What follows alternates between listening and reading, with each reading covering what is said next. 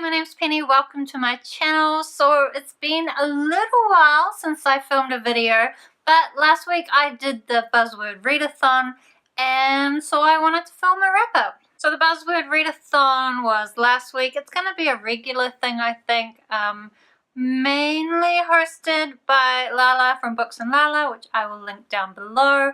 The idea is that it's a week-long readathon, and you, during that time, read books with a particular buzzword in them. Last week's readathon, the buzzword was girl, and I was planning to read 2 books for this readathon. I was planning to read Strange Girl by Christopher Pike and The Girl with All the Gifts by M.R. Carey, and instead I read 6 books, which, yeah, I'm kind of pleased with, but it definitely wasn't the plan. So what happened right at the very beginning of the readathon is that I went to the library to pick up The Girl with All the Gifts, and waiting for me along with that was The Loneliest Girl in the Universe by Lauren James, which I don't really remember putting on hold. I guess at some point when I was looking at Buzzword Readathon stuff, it must have come up and I must have gone, oh, I'll put it on hold, but then it looked like there was a big queue, so I forgot about it. I don't know, I guess that's what happened. I can only guess at this point. Anyway, it turned up, it does have a beautiful cover, although this is a library version, so it's all a bit shiny. And this book, because as I was saying, it turned up unexpected, so I didn't really even remember what it was about, but I sort of remembered someone saying it was good, so I thought, whatever, I'll read it, but I didn't have any idea about what this book was about. And the first half of the book is basically this space romance where you've got this girl, she's been, well, her family was sent on the spaceship to another planet far, far away where it's going to take a long time to go. She ends up being born, and then something goes wrong and she's left alone on the spaceship to control it. Then she gets a message from Earth saying, hey, we've sent another spaceship, and because technology has improved since then, it's able to go slightly faster, so it's going to eventually catch up to you and you can colonize this new planet together. And in the beginning, it takes like a year for their messages to go back and forth, but of course, as they get closer and closer, their messages get closer together, and it's setting up this romance. Then, about halfway through the book, the 2 spaceships catch up together, and after that, it's a completely different book. I think it does set up the idea that he's keeping something from her, and that something changes things. But I do feel like anyone who was like really into the like romance in the beginning might not like the rest of it. I personally kind of like, I don't normally like romance, but this one was okay. It kind of also has this fanfic element. Whoa, I feel like I'm talking way too long about this book. Anyway, it has this fanfic element in it as well, because the girl likes to write fanfiction, and she's dealing with a lot of anxiety from the events that happened on the spaceship that led to her being all alone on this spaceship. And I did really enjoy how her anxiety and kind of her past experiences have led to the way that she deals with things. And I did also find the second half of the book quite exciting, so I would highly recommend this book. So then the next book that I completed for this readathon was another surprise book, and that was Stargirl by Jerry Spinelli. So I've seen Lala from Books and Lala talk about this a lot in the past as one of her favorite books, and so at some point I thought, oh, maybe I could get the audiobook of that to listen to in the car. And it was only a 4-hour audiobook, so I managed to get my hands on it. I did have to go, there was another one where I had to go on the hold queue, but it came through super quick, so I was able to read that. And I don't know how I feel about Stargirl. I really wanted to like it. The character of Stargirl is really cool, and the situation that she goes through is really cool, but it's told from the perspective of this guy. And so Stargirl is like this girl who's been homeschooled, and she's got a very unique way of doing things. She comes to the school where everybody is very conformist and the same, and she kind of freaks them all out.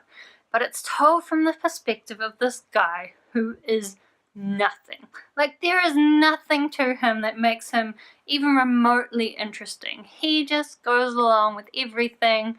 The whole story is about Stargirl, and I just kept saying in the car while I drive, like, why are you even here? Like, I just wanted the story to be from Stargirl's perspective, and it made me really annoyed. So there were definitely elements of the story that I really enjoyed, but the main character can just get lost. I find him pointless. So then while I'm talking about Stargirl, I'll actually talk about the other book I read by surprise, which was the last book I read during the readathon, and that was Love, Stargirl, which is the sequel to Stargirl. Now this story is told from Stargirl's perspective, so it's way better, except now she's moved to another town and she's being homeschooled again, and I really would have liked to see kind of her battle against conformity still, but it was really more about her having a crush on this nothing guy back in whatever place, Arizona? I'm so good at American geography. It was about this like love thing and how she still loved him, and maybe there was this other guy, and I really just wish all of that had been cut out and that she had been really exploring herself, whereas instead it was all these weird characters who were okay, but I definitely enjoyed it much more than the first book. Because Stargirl is definitely a much more interesting character, but I just wish she hadn't been mooning over this nothing guy who doesn't matter. Anyway, what I also started reading after I read, actually, that's not true. I started reading this before I read The Loneliest Girl in the Universe. So this is The Girl with All the Gifts, and it starts out with this girl who is quite a young girl, and for some reason she's kept in this cell, and when she wakes up, these people come and like hold a gun to her head while she gets strapped into a chair and then wheeled into her classroom, and they all seem really afraid of her, even though she's always really polite and she loves learning, and so it's kind of set up as like what's going on here. And I went into this not knowing at all what is going on here, and I think that's better. I do think that's a better way to read this book, so I'm not going to say what it's about. But it is a very scary book, is what it is. So I started reading it during the week, but during the week I really only have time to read physical books before bed. Scary books are not good for reading before bed. So I read it for the first couple of nights. Also this book was too good to put down. So that's another reason why books aren't good for before bed, because they make you stay up too late when they're too good. So I decided to put this aside and read The Loneliest Girl in the Universe in the week instead, and then when the weekend came I finished this off. I did really enjoy it. I thought it was a really good storyline. I was a little bit annoyed that after the beginning bit most of the story was told from the adults' perspectives rather than Melanie the girl, and I would have preferred more of Melanie's perspective. But regardless, I did think the story was really well told. I did still like the adults, just not as much as Melanie. It's quite a big book, but it was really quick to get through, really easy to read. And I think what was going on was kind of revealed at exactly the right pace, which made it really enjoyable. So again, I would recommend this. So then the next book that I read was the ebook that I was reading, which was Strange Girl by Christopher Pike. So Christopher Pike was one of my favorite authors as a teenager. I loved his books. He's kind of like Stephen King for YA, or he was. Some of his early books touched on this religious philosophy,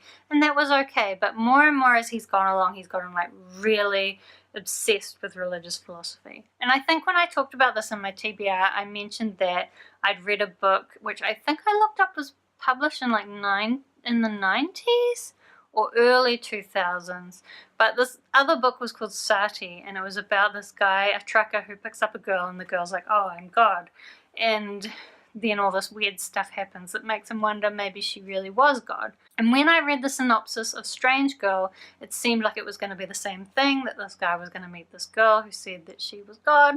The problem I think that has happened with Christopher Pike is as he's got more and more into this religious philosophy, he's forgotten that you also need a story.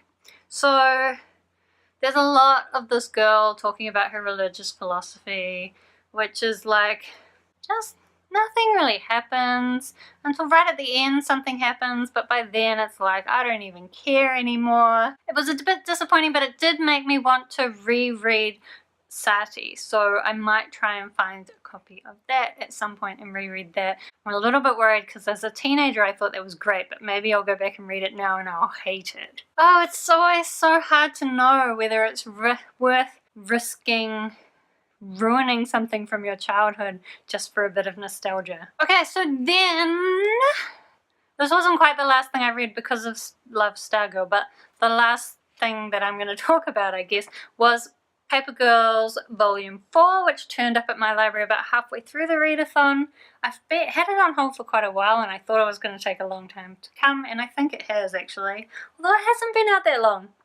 I don't know, anyway, this turned up for me at the library. I'm excited because my main complaint about Paper Girls so far has been that you don't know what's going on. There's these girls from the 80s and somehow they've ended up time traveling, and there's these different people fighting each other, but it's just very unclear what's going on. But finally in this volume they explain things a bit, although I did get the feeling that the explanation was just thrown in there. Like, it made me feel a bit dumb. Like, they thought that they had been obvious about what was going on, but hey, some of you have been complaining you don't know what's going on, so we'll throw in this one-page explanation. That's kind of how I felt, but I'm probably just being a bit grumpy about waiting till Volume 4 to know what's going on. There's definitely still some weird things going on that I don't understand, but that's okay. I like it when there's some mystery. I just don't like it when you have no clue. So yes, this did progress things a little bit and I quite enjoyed it. You get to meet another grown-up version of one of the girls, which was cool, and you get giant fighting robots. I was a bit disappointed there were no dinosaurs in this one, but you know, a graphic novel series that's got giant robots and dinosaurs in it. I am actually thinking that I might go back and read them all again, and now that I have more of an idea of what's going on, see if it makes more sense? I don't know. Maybe I will. So I'm pretty happy with having read 6 books in a week, so I guess thanks Buzzword Readathon for pushing me to do that. Although it is a bit concerning because my TBR was massive and that only counted as 2 of the books on my TBR, so I guess I'm going to try to read 6 books next week too so that I can keep up with my TBR. Anyway, I think I talked way too long for this video, and when I edit it I am going to be mad. But, oh well, if this video is long, thank you very much for staying all the way to the end. I hope if you did the Buzzword Readathon that you got to read lots of good books. Maybe let me know down in the comments what books you read. Or even if you didn't, if you have read any of the books that I mentioned, then hit me up in the comments. I'd love to talk to you about them. Happy reading, and I'll see you next time.